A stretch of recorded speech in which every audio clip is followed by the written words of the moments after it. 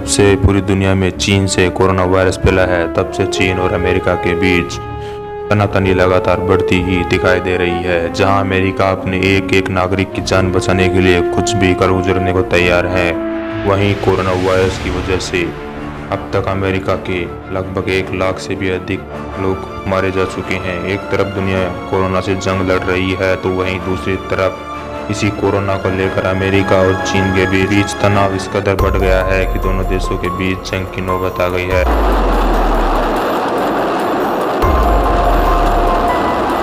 मगर क्या कोरोना की इस तबाही के बीच अमेरिका और चीन जंग का जोखिम उठा पाएंगे? खासकर अमेरिका, जहां कोरोना ने सबसे ज्यादा कहर ढाया है और जो फिलहाल घरेलू हिंसा का भी शिकार है।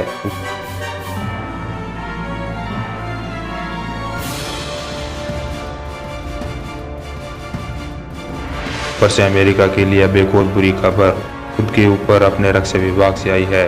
अमेरिकी रक्षा विभाग पेंटागन की रिपोर्ट के मुताबिक 2020 में अगर एशिया पैसिफिक रीजन में अमेरिका चीन में तनाव की स्थिति पैदा होती है और फिर उस तनाव के बीच दोनों देशों के बीच जंग होती है तो इस जंग में अमेरिका को हार का सामना करना पड़ सकता है। 1 लाख से ज़्यादा लोग कोरोना वायरस से अब तक मर चुके हैं। अरबों डॉलर की संपत्ति अश्वेत जॉर्ज फ्लॉयड की मौत के बाद गृह युद्ध में तबाह हो चुकी है। ट्रॉपिकल तूफान के मध्य अमेरिका के हिस्सों में खौफ बना हुआ है, मगर अमेरिकी राष्ट्रपति अपनी एक आंख बंद करके निशाना सिर्फ चीन पर लगाए हुए हैं।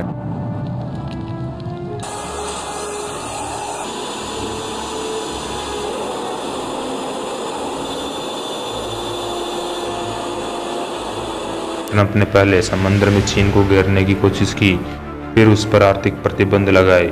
संयुक्त राष्ट्र पर कोरोना के मामले में चीन की जांच के लिए दबाव बढ़ाया। हांगकांग और ताइवान को चीन के खिलाफ भड़काने की कोशिश की और आमने सामने की जंग की बात हो रही है।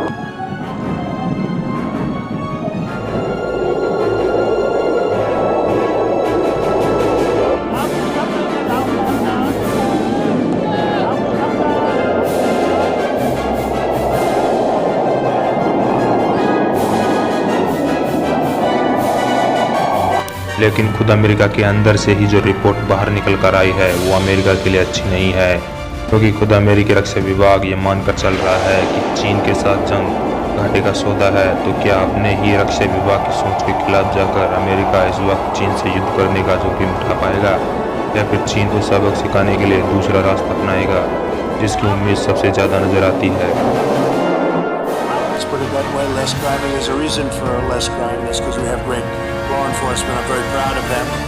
पहले अमेरिका ने चीन पर आर्थिक प्रतिबंध लगाए और अब उसने चीन से आने जाने वाली सभी उड़ानों को रोकने का ऐलान कर दिया। हालांकि चीन की तरफ से इस फैसले पर अभी तक कोई प्रतिक्रिया नहीं आई है।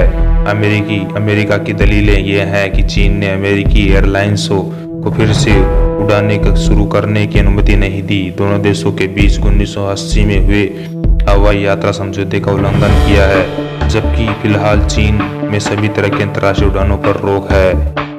कोरोना वायरस में अमेरिका में मची तबाही और दुनिया भर में आर्थिक रूप से मजबूत हो रही चीन को कमजोर करने के लिए ट्रंप लगातार बीजिंग के लिए आक्रामक रवैया अपनाए हुए हैं। ट्रंप चीन पर गलत तरीके से दुनिया की अर्थव्यवस्था कंट्रोल करने का आरोप लगाते रहे हैं। साथ ही हांगकांग, वियतनाम और भारत के साथ सीमा विवाद के मुद्दे पर भी चीन के खिलाफ खड़े होने की तमाम कोशिशें की हैं।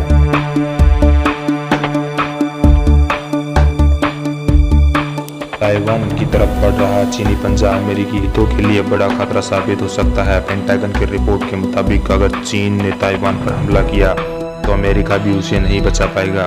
यही नहीं, प्रशांत महासागर में अमेरिका का बहुत ही अहम सैन्य अड्डा गुआम भी खतरे में पड़ जाएगा। गुआम अमेरिका के लिए सामरिक नजरिए से बहुत अहम है, क्योंकि अमेरिका के सबसे खतरनाक और आधुनिक लड़ाकू विमान B-2 बॉम्बर तैनात यहीं पर रहते हैं। मगर ये गुआम द्वीप चीन की बैलिस्टिक मिसाइल की रेंज में भी आता है और चीन ने तो ताइवान पर दबाव बढ़ाना भी शुरू कर दिया है। और तो चीन ताइवान के पास की समुद्री सीमा में अब तक का सबसे बड़ा सैन्य अभ्यास भी कर रहा है।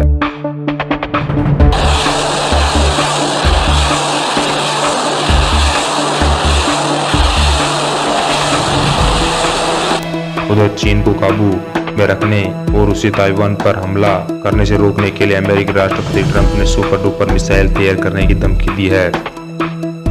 दरअसल मौजूदा हालात को देखते हुए अमेरिकी रक्षा विभाग अपने सबसे महत्वाकांक्षी सैन्य प्रोजेक्ट यानी हाइपरसोनिक मिसाइल टेक्नोलॉजी पर काम शुरू कर रहे हैं।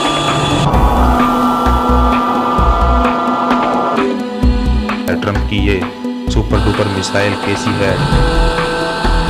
ट्रंप की मिसाइल आवाज की रफ्तार से भी 17 गुना ज्यादा तेजी से हमला कर सकती है। ये अब तक की दुनिया की सबसे तेज हाइपरसोनिक मिसाइल होगी। ये मिसाइल क्रूज और बैलिस्टिक मिसाइल दोनों के फीचर से लैस होंगी। लॉन्चिंग के बाद पृथ्वी की कक्षा से बाहर जाकर टारगेट को निशाना बनाती है।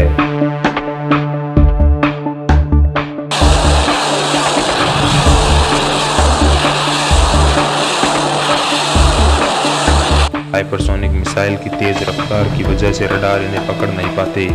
ये बैलिस्टिक और क्रूज मिसाइलों से उलट अपनी दिशा में बदल सकती है।